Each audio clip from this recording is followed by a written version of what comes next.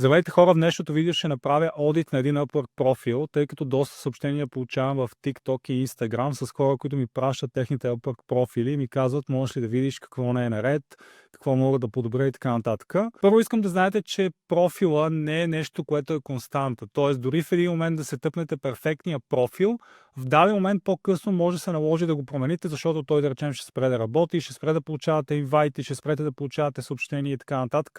Така че това е един процес на постоянна промяна и оптимизация на този профил в Upwork. Другото, което имайте предвид, че това, което работи за фрилансери като мен, които от години са на платформата, най-вероятно няма да работи за вас. Тоест, много хора казват, мога ли просто да копирам, нали, твоя профил, същото описание, същия тайтъл, същия hourly rate и така нататък. Истината е, че когато започвате, профила трябва да изглежда по различен начин от този, който да речем е моя в момента. Сега, друго важно нещо е така наречения hourly rate. Доста хора се чудят какво да сложат. Както виждате, моя в момента е $49.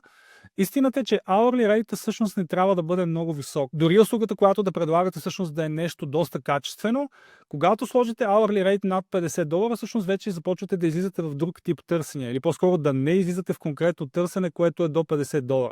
Така че съветвам ви, независимо от това колко опит имате в Upwork, дали сега стартирате, дали в последствие и така нататък, просто не качвайте hourly rate над $49. Сега от друга страна пък трябва да кажа, че hourly rate е нещо, което изобщо не трябва да ви вълнува. Тоест, той се слага там чисто и просто, за да може клиента да види колко евентуално бихте чарджили вие. Но ви съветвам никога по никакъв повод да не работите на час. Това е може би най-гадното нещо. Никога не го правете, защото по този начин ставате като роб на клиента. Той трябва да ви менажира, трябва да ви пасе, да си логвате часове през платформата и така нататък неща, които със сигурност не искате да правите, защото това е доста близко до това просто да работите от 9 до 5 в някоя фирма. Така че директно започвам с профила на това момиче, което ми писа в Instagram. И всъщност тя е българка, която живее в Лондон, в UK. И тук ще разгледаме нейния профил, като тя има само един джоб през платформата, т.е. има един проект, който е взел, който всъщност в момента тече този проект и той е за $8 на час. Както казах, крайно не препоръчвам да се работи на час. Никога не работете на час, просто се разбирайте за конкретна фиксирана сума. Не дейте да се лъжите, че когато работите на час, нали, ще може да измъкнете повече пари на клиента. Това са пълни глупости и това е валидно за хора, които имат този майндсет на служители и на employees. Никога не трябва да правите такова нещо. Сега започвам директно с профила. Тук виждате нейния тайтъл Passion Beginner Voice Talent and Video Editor Social Media Content. Имайте предвид, че в момента, в който тя ми писа, аз си казах, че нейният hourly rate беше доста нисък. Мисля, че беше някъде от порядъка на $10-20 на час и казах да го дигне малко. Тя го е дигнала на 80, което крайно не е окей. Тоест, максимума, който трябва да сложите, вече ако имате опит на платформата, е 49. Над това не ви съветвам да бъде. Сега конкретно за нейния тайтъл. Това, което ми прави впечатление тук е, че тя комбинира няколко различни типа професии в едно. Тук виждате Beginner Voice Talent, след това има Video Editor и Social Media Content. Всичките тези неща са напълно различни и макар и винаги да съм казал, че вие трябва да предлагате комплексна услуга, т.е. най-много пари са в услугите, които са A to Z, т.е. които са комплексни услуги. В случая не става просто за такава услуга, защото тези неща нямат много общо едно с друго.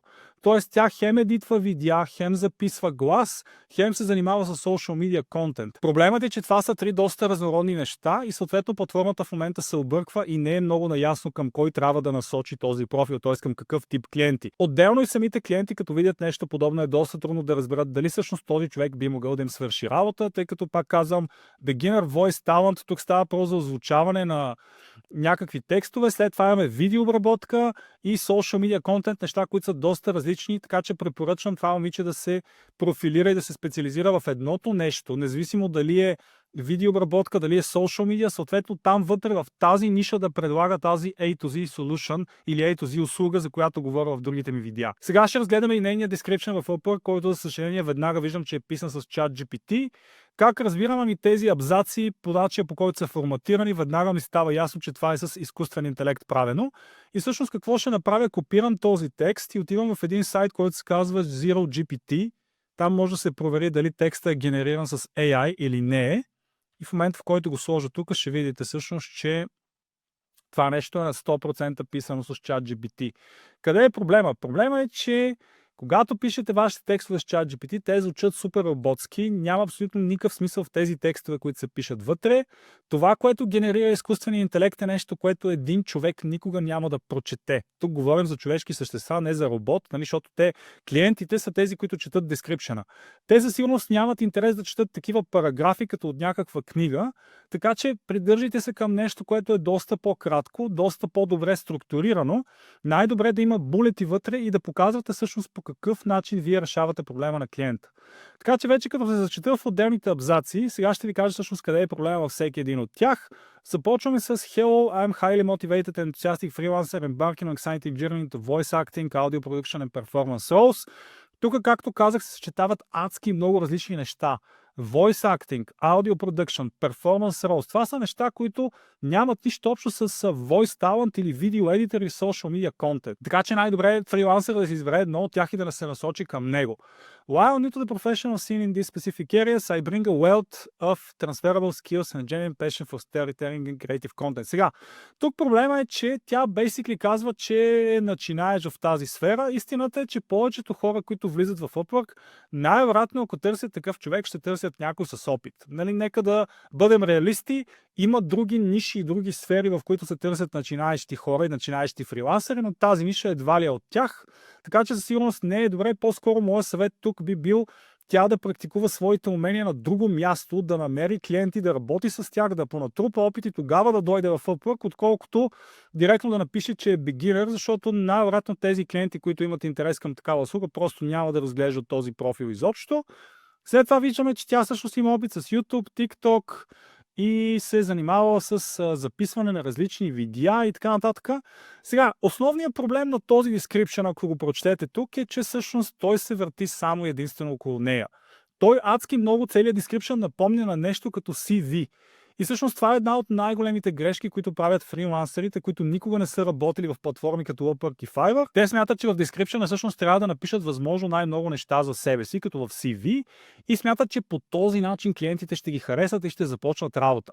Истината е, че това, което знаете за писането на CV, това, което всъщност сте ползвали, когато сте си търсили работа, всичките тези скилове просто трябва да ги изхвърлите в кофата. На абсолютно никой не му пука в Upwork за вашите дипломи, сертификати, години опит, университети, умения. Както виждате, тук има Level 2 Certificate in Digital Marketing. Това са неща, които клиентите не ги интересуват.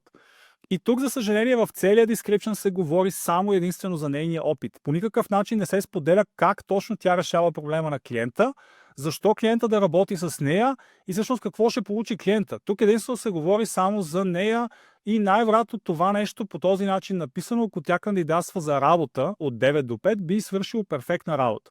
Но истината е, че за Upwork това нещо е абсолютно неприложимо и цялото това нещо трябва да се изтрие, да се напише от начало. Също така тя е споделила, че е dedicated single mom, time management skills. Това са неща, които наистина клиентите не им пука за тях, не ги интересува дали вие сте ветеран от войната, дали сте майка с деца и така нататък. Абсолютно не им пука на хората и единственото нещо, върху което трябва да се фокусирате, когато пишете вашия профил, то е какво всъщност ще допринесете на клиента, как ще решите проблема, колко бързо ще го решите и всъщност защо клиентът да избере вас.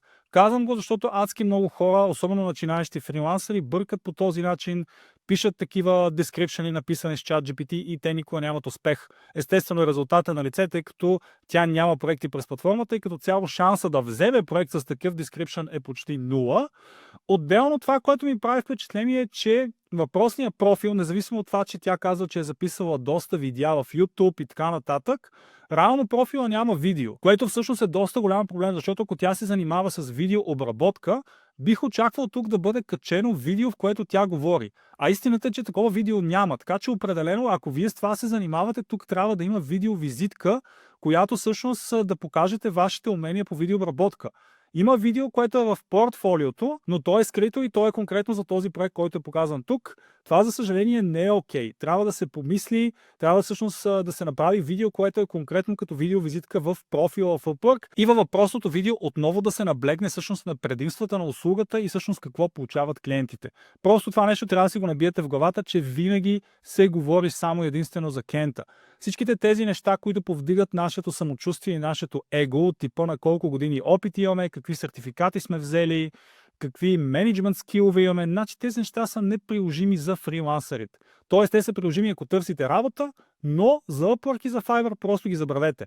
Цялото това нещо, както казах, то трябва да се изтрие и да се напише наново конкретната услуга, която тя предлага, която всъщност трябва да бъде по-нишова, да не се предлагат толкова много неща наведнъж.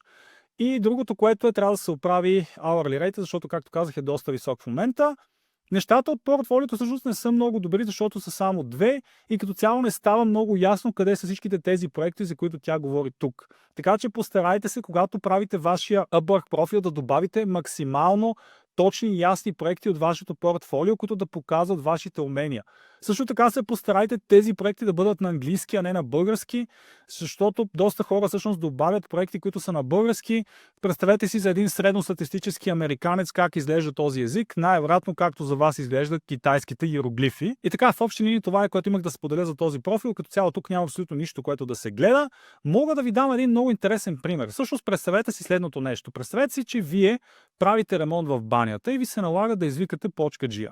И всъщност, когато извикате почкаджията, вместо той да ви каже всъщност колко бани е направил, колко бързо ще направи вашата баня, колко ще струва и така нататък, той започва да говори за това как е завършил, да речем, техническия университет, след това започва да ви обяснява какви организационни умения има, как точно той следи своите служители, колко добре говори различни езици и така нататък. И вие какво ще си помислите в този момент? Ще кажете, окей, този човек хубаво ме занимава с тези неща, но те мен не ме интересуват, тъй като аз съм го извикал конкретно за ремонта на почките в банята. И по същия начин трябва да мислите в Upwork. Тоест, когато хората ви наемат на тяхна им пука за вас, вие сте просто експерт, който те искат да видят като такъв. И експертите, реално това, което е важно за клиента, е как решават проблема, а не колко години опит и какви сертификати имат. Ако искате да направя одит и на вашия Upwork профил, пишете ми в коментарите и всъщност сложете линк към профилите си и съответно ще запиша по едно видео за всеки, който го е направил. До скоро!